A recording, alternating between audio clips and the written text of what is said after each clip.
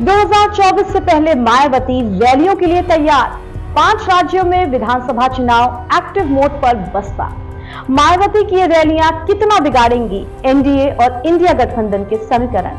नमस्कार, बहुत स्वागत आपका एनबीटी ऑनलाइन में। आपके साथ मैं हूं ऐश्वर्या। राजस्थान, मध्य प्रदेश, छत्तीसगढ़ समेत 5 राज्यों में विधानसभा चुनाव है।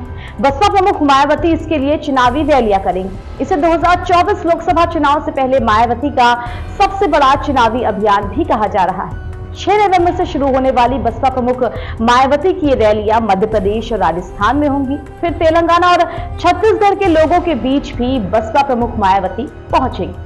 अब सियासत के जानकार मानते हैं कि 2024 चुनाव से पहले बसपा प्रमुख मायावती करीब 20 चुनावी रैलियां कर रही हैं और इसका सीधा जो संबंध है, असर है, वो एनडीए और इंडिया गठबंधन पर पड़ सकता है। साफ शब्दों में कहें तो 2024 के लोकसभा चुनाव से पहले मायावती ने 4 राज्यों के विधानसभा चुनाव पर फोकस करना शुरू कर दिया है। बताया जा रहा है कि इन 4 राज्यों में मायावती कुल 20 रैलियां करेंगी। इससे पहले मायावती 2022 के यूपी विधानसभा चुनाव में कुछ रैलियां करके एक्टिव दिखी थी, मगर इतनी सक्रिय नहीं थी।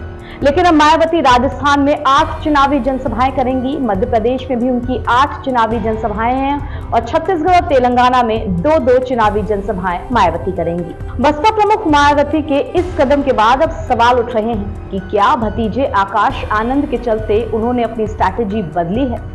बहुजन समाज पार्टी पहले भी राजस्थान, मध्य प्रदेश, छत्तीसगढ़ इन तीनों राज्यों में चुनाव लड़ती आई है, लेकिन इस तरह की 8-8 रैलियों के बड़े-बड़े शेड्यूल लगना पहले नहीं होता था। या यूं कहें कि मायावती यूपी में ही ज्यादा एक्टिव होती थी और इस बार राजस्थान, मध्य प्रदेश में 8 चुनावी रैलियां अपने आप में एक बड़ा संदेश है। 2024 के बाद से मायावती का एक पैटर्न देखा जाए तो वो एक दिन में 1 या बहुत हो गया तो 2 जनसभा से ज्यादा नहीं करती हैं। लेकिन इस बार के चुनाव में 8-8 रैलियां करना, उसके लिए अलाइन करना, ये बड़ी बात है। अब जानकार ये भी मान रहे हैं क्योंकि इन 4 राज्यों की कमान प्रचार के लिए बसपा प्रमुख मायावती के भतीजे आकाश आनंद के हाथों में है। आकाश ने जमीनी स्तर पे उतर करके बहुत मेहनत की है, तो क्या उसको सपोर्ट करने के लिए मायावती ने अपनी स्ट्रैटेजी कुछ बदल दी है। चलिए अब बात राजस्थान की कर लेते हैं। तो राजनीतिक विश्लेषक ये मानते हैं कि राजस्थान में बसपा की चुनौतियां कुछ अलग किस्म की हैं। 2003 के बाद से चुनावी नतीजों को उठाकर देखें तो बसपा ने जब यहां 6 सीटों से ज्यादा जीती हैं तो उनके विधायक दगा दे गए हैं।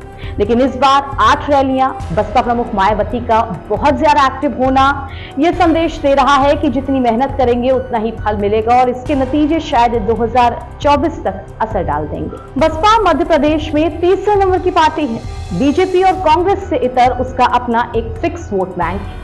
हालांकि 2003 से 2018 के बीच में बसपा का प्रदर्शन अच्छा नहीं रहा है, मगर तब बसपा ने यहां जमीनी स्तर पर काम भी नहीं किया था। इसका सीधा मतलब है अगर काम किया गया तो वोट परसेंटेज भी बढ़ सकता है और ये एनडीए और इंडिया गठबंधन के लिए चुनौती बन सकता है।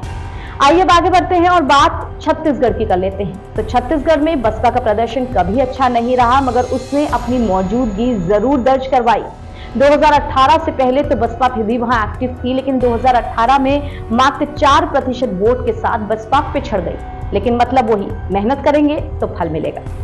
तो यह थी बसपा प्रमुख मायावती की स्ट्रैटेजी पर हमारी खास रिपोर्ट। यूपी की तमाम छोटी बड़ी खबरों के लिए आप जुड़े रहिए एनबीटी ऑनलाइन के साथ। फिलहाल इजाजत दीजिए, नमस्कार।